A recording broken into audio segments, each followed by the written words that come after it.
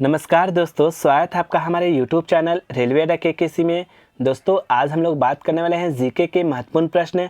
जैसा कि आपको पता होना चाहिए SSC MTS का एग्ज़ाम जो है अभी 20 जून तक चलने वाला है। साथ ही साथ दोस्तों आपको ये भी पता होना चाहिए कि बिहार DLED का एंट्रेंस एग्ज़ाम का आपको डेट निकल चुका है। तो वहाँ पर आपको जो जीके का प्रश्न आपको देखने को मिलेगा, इसके लिए ये वीडियो काफ़ी लाभदायक होगा दोस्तों। तो चलते हैं पहले प्रश्न की ओर। पहला प्रश्न है दोस्तों, लक्षद्वीप द्वीप समूह कहाँ स्थित है। दोस्तों ये जो लक्षद्वीप द्वीप समूह है ये आपको अरब सागर में स्थित है, यानी ऑप्शन नंबर सी यहाँ पे बिल्कुल सही जवाब है दोस्तों। बात करते हैं, ये हिंद महासागर में नहीं है, चीन महासागर में भी नहीं है, बंगाल की खाड़ी में भी नहीं है। एक और चीज़ दोस्तों, लक्षद्वीप की राजधानी जो है कवारती है, ये याद रखेगा। और बात करते हैं अंडमान निकोबार की, तो ये आपको बंगाल की खाड़ी में स्थित है, याद रखेगा। अंडमान निकोबार जो है आपको कहाँ स्थित है, बंगाल की खाड़ी में। नेक्स्ट क्वेश्चन है दोस्तों, माहिम तट किस राज्य में स्थित है। दोस्तों माहिम तट जो है आपको स्थित है महाराष्ट्र राज्य में, बम्बई में। इसकी राजधानी मुंबई हो जाएगी। बात करते हैं गुजरात की राजधानी आपको गांधीनगर हो जाएगी, आंध्र प्रदेश का अमरावती हो जाएगी, याद रखिएगा। गोवा का पणजी हो जाएगी। नेक्स्ट क्वेश्चन है, अरकान योमा पर्वत कहाँ पर स्थित है। ये दोस्तों आप देख सकते हैं चारों ऑप्शन आपको देश का नाम दिया है, यानी ये किस देश में स्थित है अरकान योमा। तो दोस्तों याद रखिएगा, अरकान योमा जो आपको पर्वत है म्यांमार देश में है, जिसकी राजधानी आपको नेपिताओ हो जाएगा। नेक्स्ट है, अंडमान निकोबार द्वीप समूह की दूसरी सबसे ऊंची चोटी कौन है। दोस्तों पहली बार तो आप याद रखिएगा, पहला जो है सबसे ऊंचा चोटी है सैडल पीक, सबसे बड़ा अंडमान निकोबार की सबसे ऊंची चोटी पूछेगा तो सैडल पीक, लेकिन दूसरी सबसे ऊंची चोटी पूछेगा तो आप याद रखिएगा Thuillier peak, mount Thuillier peak जो है ये आपको दूसरी सबसे चोटी है आपको अंडमान निकोबार की। नेक्स्ट क्वेश्चन है, यू आकार की घाटी का निर्माण किसके द्वारा होता है। दोस्तों जो यू आकार की जो घाटी होती है, इसका निर्माण जो होता है आपको किसके द्वारा होता है, तो हिमछादन से होता है दोस्तों। यानी आपको बर्फ जो है, बर्फ का जैसे ही आपको टूटता है बर्फ, तो बर्फ के हिमछादन से आपको ये होता है आपको यू आकार की घाटी का निर्माण। दोस्तों पवन से यानी हवा से नहीं होता है, भूकंप से भी नहीं होता है, मिट्टी के अपरदन से भी नहीं होता है। नेक्स्ट क्वेश्चन है, दक्षिणेश्वर काली मंदिर का निर्माण किसने करवाया। दोस्तों ये जो काली मंदिर है आपको बता दें ये कलकत्ता में है। सबसे बड़ी बात ये याद रखें कि ये कहाँ है, तो कलकत्ता में है दक्षिणेश्वर काली मंदिर। और इसका निर्माण किसने करवाया था, तो रानी रासमती ने करवाया था, याद रखिएगा। रानी रासमती के द्वारा आपको दक्षिणेश्वर काली मंदिर का निर्माण आपको कलकत्ता में कराया था। जबकि बात करें रानी अहिल्याबाई से, तो याद रखिएगा गया में एक विष्णुपद मंदिर है, याद रखिएगा गया में आपको एक है विष्णुपद मंदिर, तो उस मंदिर को बनवाने का काम जो है अहिल्याबाई ने करवाया था। नेक्स्ट है, राष्ट्रीय महिला आयोग की स्थापना कब की गई। नेशनल वुमेन जो आयोग है, कमेटी है, उसकी आपको स्थापना पूछ रहा है। तो दोस्तों याद रखेगा कि राष्ट्रीय महिला आयोग की स्थापना 1992 में हुई थी, यानी ऑप्शन नंबर सी यहाँ पे बिल्कुल सही जवाब है। नेक्स्ट क्वेश्चन है दोस्तों 8वें नंबर पर देख सकते हैं, मार्तंड सूर्य मंदिर कहाँ स्थित है। दोस्तों ये जो सूर्य मंदिर है ये बहुत ही वीवीआई सूर्य मंदिर, बहुत ही अच्छा सूर्य मंदिर है, याद रखिएगा इसका नाम मार्तंड सूर्य मंदिर, जो कि आपको जम्मू कश्मीर यानी ऑप्शन नंबर बी यहाँ पे आपको बिल्कुल सही जवाब है।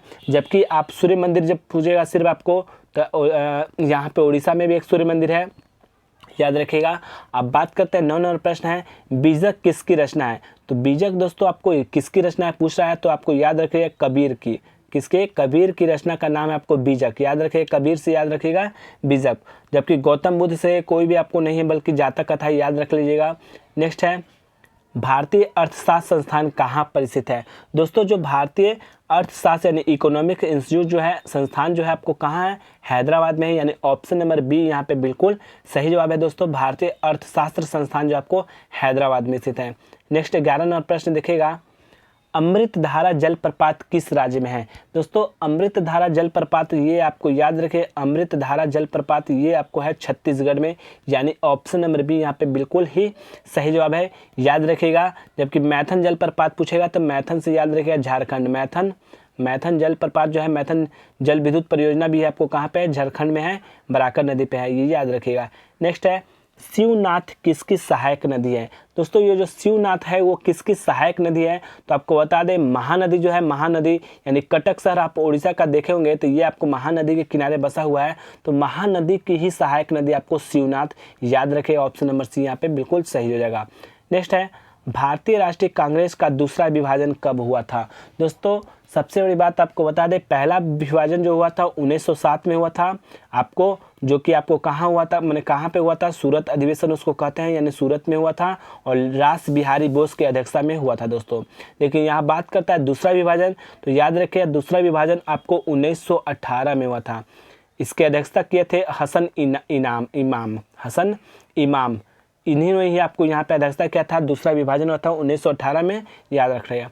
नेक्स्ट है, एक और याद रखिए दोस्तों, आईएनसी के जो पहली बार जो महिला बनी थी, यानी प्रथम महिला अध्यक्ष बनी थी, वो 1917 के कलकत्ता अधिवेशन में बनी थी, श्रीमती एनी बेसेंट के द्वारा 1917 में आपको बनी गई थी।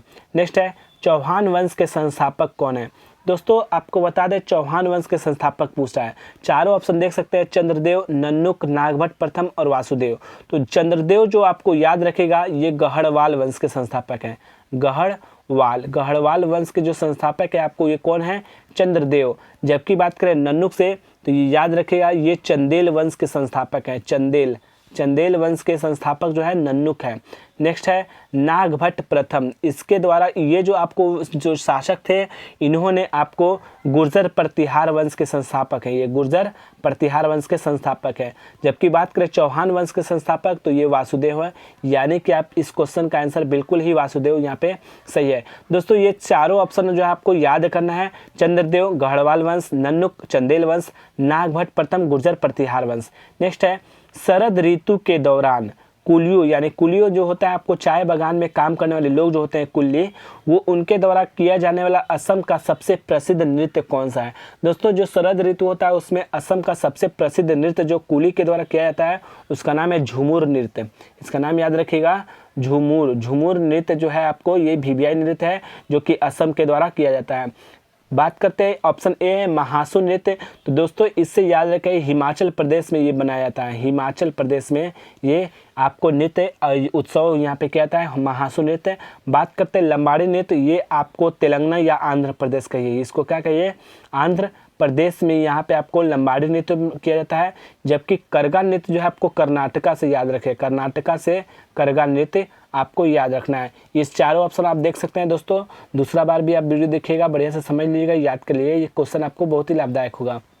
नेक्स्ट है, भारतीय दर्शन के कितने संप्रदाय जो षड दर्शन कहलाते हैं? दोस्तों नाम से ही इसका आंसर आपको पता होना चाहिए, षड दर्शन मतलब 6, षड दर्शन मतलब 6। कौन कौन से वो दर्शन होता है आपको बता दें, यहाँ पे देखिए, यहाँ पे भारतीय दर्शन के 6 संप्रदाय हैं जिसे षड दर्शन के रूप से जाना जाता है। प्रत्येक दार्शनिक प्रणाली का दुनिया में चीज़ों को देखने का अपना एक विशिष्ट तरीका होता है। आपको बता दें दर्शन का अर्थ क्या होता है? दर्शन का अर्थ दोस्तों होता है एक महान व्यक्ति की दृष्टि, जिस तरह से वह दुनिया को देखता है या देखना चाहता है, पहचानता है, उसको ही हम लोग दर्शन कहते हैं। तो 6 प्रमुख हिंदू दर्शन कौन कौन है? सांख्य है, योग है, न्याय है, वैशेषिक है, मीमांसा है, वेदांत है। ये 6 जो आपको हिंदू दर्शन है, याद रखिएगा। नेक्स्ट ये भी याद रखिएगा दोस्तों, भारतीय दर्शन का जो जनक है आपको शंकराचार्य को कहा जाता है, और वे अद्वैत वेदांत दर्शन के प्रमुख प्रतिपादक भी है। और ये दर्शन हमें ये सिखाता है कि हम स्वयं को कैसे प्राप्त किया जाए, अपने आप को कैसे हम प्राप्त करें, इसको हम लोग दर्शन के माध्यम से समझा जा सकता है। नेक्स्ट है 17वां प्रश्न है, भारत में मताधिकार और निर्वाचित होने का अधिकार है, यानी कि आपको मताधिकार यानी मत देने का अधिकार भी है और निर्वाचित होने का भी अधिकार है। ये अधिकार किस प्रकार का है? तो आपको बता दें ये मौलिक अधिकार नहीं है दोस्तों, ये विधिक अधिकार भी नहीं है, बल्कि ये एक संवैधानिक अधिकार है। संविधान हमको ये देता है, संविधान हमको ये मान्यता देता है कि आप मताधिकार भी हैं और निर्वाचित होने का अधिकार भी आपके पास है संवैधानिक अधिकार के द्वारा। नेक्स्ट है दोस्तों, देखिए किस संविधान संशोधन के द्वारा मतदान की आयु जो है 21 वर्ष से घटाकर आपको 18 वर्ष कर दिया गया है? दोस्तों जो आपको पहले मतदान जो हो रहा था आपको 21 वर्ष की आयु वाला ही मतदान देते थे, लेकिन अब जो है 18 वर्ष से 18 वर्ष तक हो गए हैं, तो आप यहाँ पे मतदान दे सकते हैं। ये जो आपको हुआ है किस संविधान संशोधन के द्वारा हुआ है? तो दोस्तों आपको याद रखना चाहिए 61वां संविधान संशोधन, जो कि आपको 1988 में ये पारित हुआ था। तो याद रखें 61वां 1988 में 21 वर्ष से घटाकर 18 वर्ष मतदान की आयु किया गया था। नेक्स्ट ये भी याद रखें 52वां संविधान संशोधन 1985 में हुआ था। इससे याद रखें दल बदल अधिनियम जो हुआ था किस में हुआ था? 52वां संविधान संशोधन 1985 के द्वारा। नेक्स्ट है किस तारीख को संविधान सभा के सदस्यों ने, यानी कि जो डेट आपको बताना है जहाँ पे संविधान सभा के सदस्यों ने, जो भी आपको लोग वहाँ पे होंगे, उन्होंने संविधान में अपना हस्ताक्षर किया था, तो कब किया था, किस दिन को दिया था, ये आपको बताना है दोस्तों। तो इसका आंसर बिल्कुल ही याद रखिएगा 24 जनवरी 1950 को। जी हाँ दोस्तों, यहाँ पे याद रखिएगा 24 जनवरी 1950 को ये सिग्नेचर हुआ था संविधान सभा पर, संविधान सभा के सदस्यों के द्वारा संविधान पर। नेक्स्ट है 20 नंबर प्रश्न है, आखिरी प्रश्न है दोस्तों। भारतीय राजभाषा अधिनियम किस वर्ष पारित किया गया था? दोस्तों भारतीय राजभाषा याद रखिएगा, तो दोस्तों आपको याद रखना है कि भारतीय राजभाषा अधिनियम जो हुआ था पारित, वो किस वर्ष हुआ था? तो आपको बता दें ये 1963 में पारित हुआ था। याद रखिएगा भारतीय राजभाषा अधिनियम 1963 में पारित हुआ था दोस्तों। अगर मेरे चैनल पे पहली बार है तो सब्सक्राइब कीजिएगा और वीडियो पसंद आए तो लाइक कीजिएगा दोस्तों। मिलते हैं नेक्स्ट वीडियो में। जय हिंद दोस्तों।